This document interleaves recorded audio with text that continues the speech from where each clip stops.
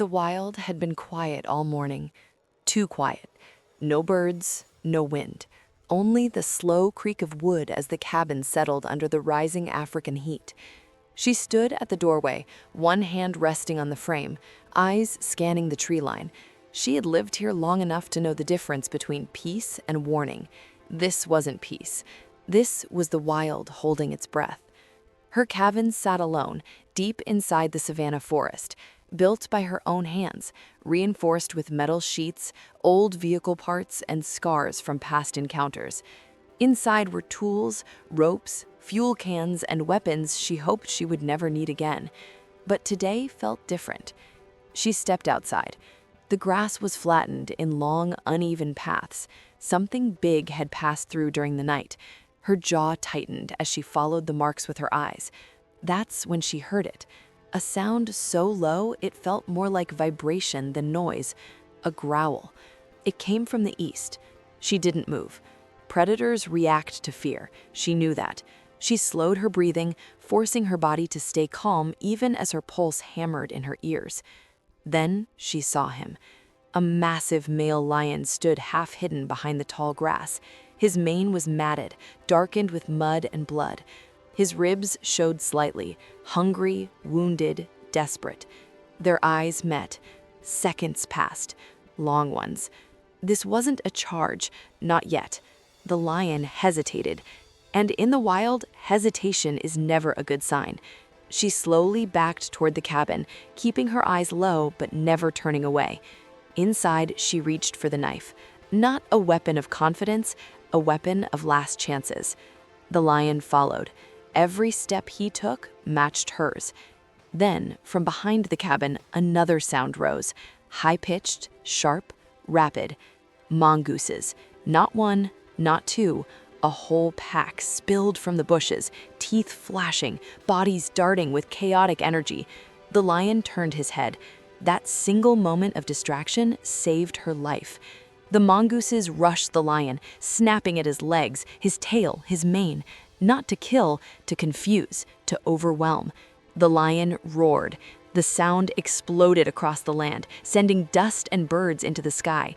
He swiped at the attackers, claws tearing through air and earth. One mongoose went flying. Another screamed and vanished into the grass. But they kept coming. She didn't run. She moved. She climbed onto the cabin roof, boots scraping metal as the fight unfolded below. From above, she saw everything. The lion spinning, the mongooses darting, the chaos tightening like a knot. Then the lion broke free. He turned toward the cabin again, toward her. This time, there was no hesitation. He charged. Time slowed. She jumped. The impact slammed the air from her lungs as she landed hard, rolling across dry soil. The knife was still in her hand, barely. The lion was already on her, his weight crushed down, hot breath, teeth inches from her face. She smelled blood. Her own? His? It didn't matter. She drove the knife upward, not wildly, not desperately, precisely. The blade struck muscle, not bone. The lion roared, rearing back in pain. She rolled away, scrambling to her feet as the mongooses swarmed again, seizing the moment. The lion staggered. For the first time, fear flashed in his eyes. Not fear of her, fear of losing. He retreated. Step by step, he backed into the grass, disappearing into the shadows from where he came. The mongooses scattered. Silence returned.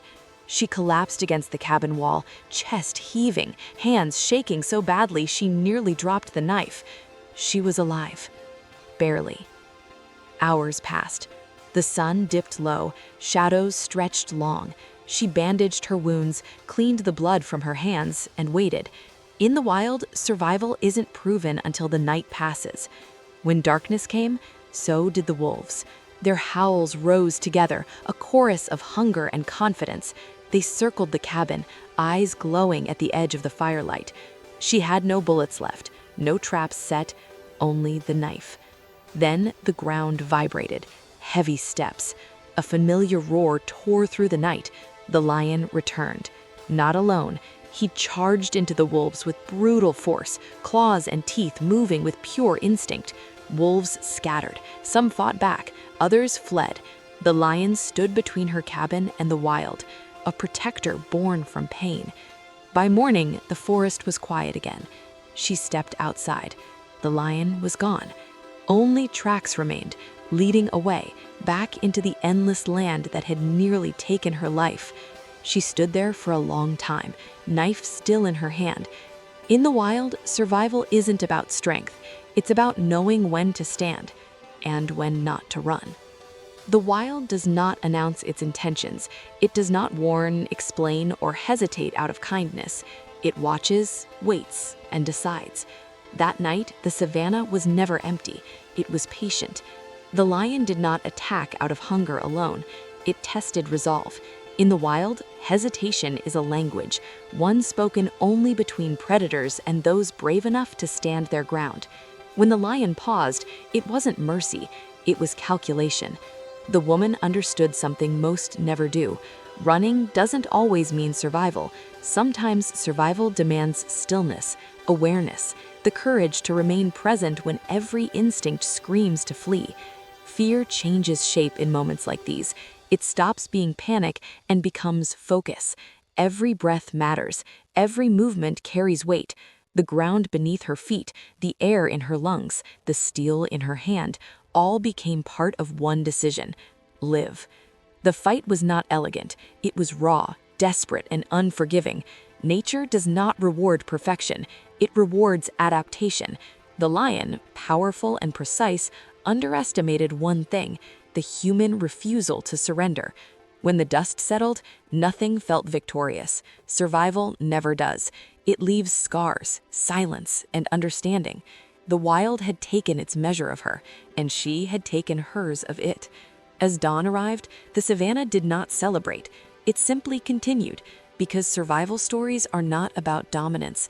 They are about balance, about knowing when to fight, when to stand, and when to let go.